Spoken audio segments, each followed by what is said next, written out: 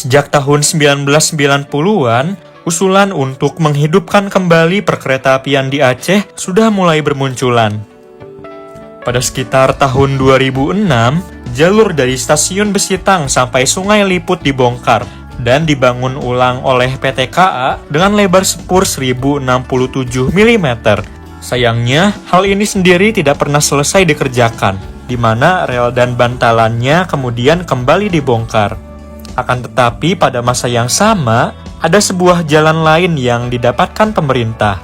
Saat itu, ada tawaran yang didapat dari Prancis untuk membantu pembangunan kembali jalur kereta api di Aceh, di mana akan memberikan dana sebagai bagian dari bantuan pemulihan Aceh pasca bencana tsunami tahun 2004. Dari total rute Banda Aceh sampai Besitang, Prancis bersedia memberikan dana untuk membangun separuhnya.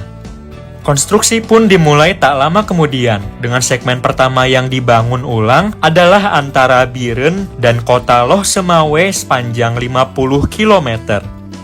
Pembangunan berjalan hingga akhirnya beberapa seksi sudah selesai pada akhir dekade 2000-an.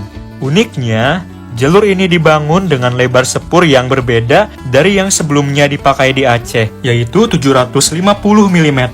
maupun yang dipakai di Jawa dan daerah Sumatera lainnya yang memakai 1067 mm. Ukuran yang dipakai melainkan ukuran 1435 mm atau ukuran standar internasional, menjadikannya sebagai jalur kereta api lebar standar pertama yang dibangun setelah Indonesia merdeka. Pada zaman Belanda sendiri, ukuran standar ini dipakai jalur kereta api pertama Hindia Belanda yang kemudian berkembang di daerah Jawa Tengah dan Jawa Timur sampai akhirnya dibongkar Jepang pada 1942. Karena lebar rel yang berbeda, maka sarana yang akan dipakai pun dipesan baru dari PT Inka, yang mana berupa sebuah kereta rel diesel dengan transmisi hidrolik. Diproduksi pada 2009 dan terdiri dari 2 kereta. Spesifikasinya sendiri serupa dengan KRDH Inka untuk dipakai di Jawa yang dibuat pada saat yang sama. Perbedaan hanya ada pada lebar rel dan jumlah keretanya. Walau begitu, progres pembangunannya terbilang lambat, di mana segmen pertama baru dapat dibuka untuk umum pada 1 Desember 2013 dengan diresmikannya layanan kereta perintis Aceh, menandai kembali hidupnya perkeretaapian di bumi Aceh usai mati selama lebih dari 3 dekade lamanya. Namun, yang dibuka saat itu hanyalah jalur antara Krung Gekeh, Bungkai, dan Krung Mane sepanjang 11 km. Dan walau menggunakan lebar sepur 1435 mm, kecepatan operasinya pun terbatas di 40 km per jam. Membuat layanan kereta baru ini bisa dibilang sekedar wahana wisata baru saja. Dan benar saja, rute yang sangat pendek membuat layanan ini sangat sepi penumpang, di mana kereta perintis ini bahkan sempat berhenti beroperasi pada Juli 2014. Sebelum kemudian kembali beroperasi pada 3 November 2016 dengan diluncurkan ulang dengan nama Cut Metia. Pada tahun 2015, pemerintah resmi memulai salah satu proyek besar untuk perkeretaapian Indonesia, yaitu jalur kereta api Trans Sumatera. Hal itu sudah lama diperlukan, karena jalur kereta yang ada di Sumatera bagian selatan, Sumatera Barat, serta Sumatera Utara dan Aceh tidak terhubung satu sama lainnya. Proyek ini akan menghubungkan jalur rel dari Lampung hingga Aceh, di mana akhirnya akan menghilangkan gap yang ada sejak zaman Belanda, sekaligus memberi akses ke kota-kota yang belum dilalui kereta api sebelumnya.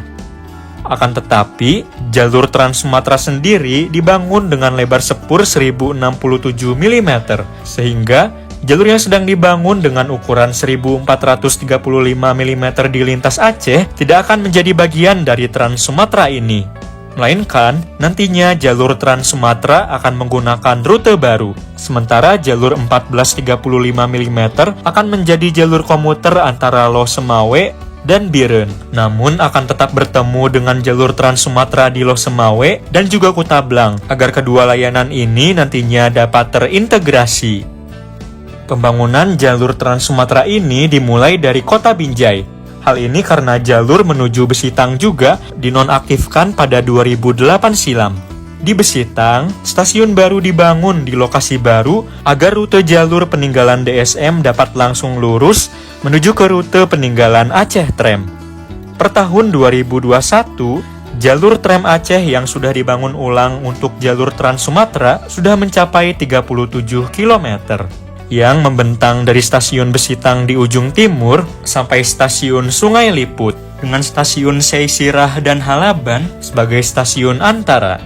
Kembali ke jalur 1435 Aceh, rute layanan kereta api Cut Metia pun akhirnya diperpanjang pada 1 Juni 2023 menuju stasiun Kutablang, membuat rutenya kini menjadi sepanjang 21 km.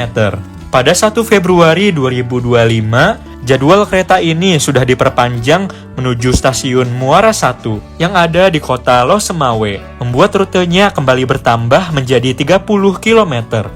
Walau begitu, layanannya sendiri belum dijalankan menuju sana, di mana pada Juni 2025, jalur sepanjang 8 km itu baru diuji coba oleh kereta kerja saja.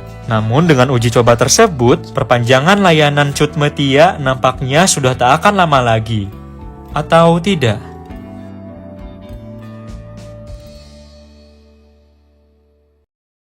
Banjir dan longsor dahsyat yang melanda 3 provinsi di Pulau Sumatera terus menjadi sorotan. Bencana yang menerjang 50 kabupaten atau kota di 3 provinsi ini membuat 3,3 juta orang terdampak. Kerusakan infrastruktur besar-besaran akibat bencana ini juga menghantam sejumlah wilayah.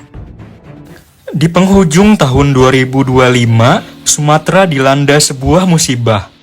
Curah hujan ekstrim selama beberapa hari akhirnya membuat banjir terjadi di banyak tempat. Bahkan di beberapa titik, air datang sebagai banjir bandang.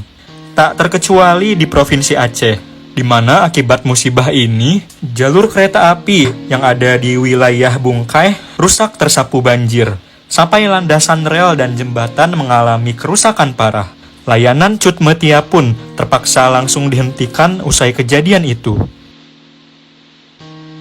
Di lain sisi, jalur Trans Sumatera yang sudah selesai dibangun juga tidak mempunyai nasib yang jelas. Hal ini kemudian diketahui akibat adanya kasus korupsi pada pembangunannya, sehingga semua progres harus dihentikan sampai kasus itu bisa selesai.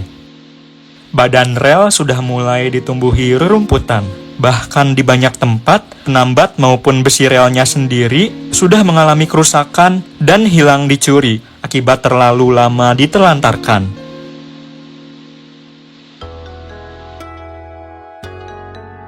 Sejak kehadiran pertamanya pada 1870-an, perkeretaapian di Aceh telah mempunyai sejarah yang panjang.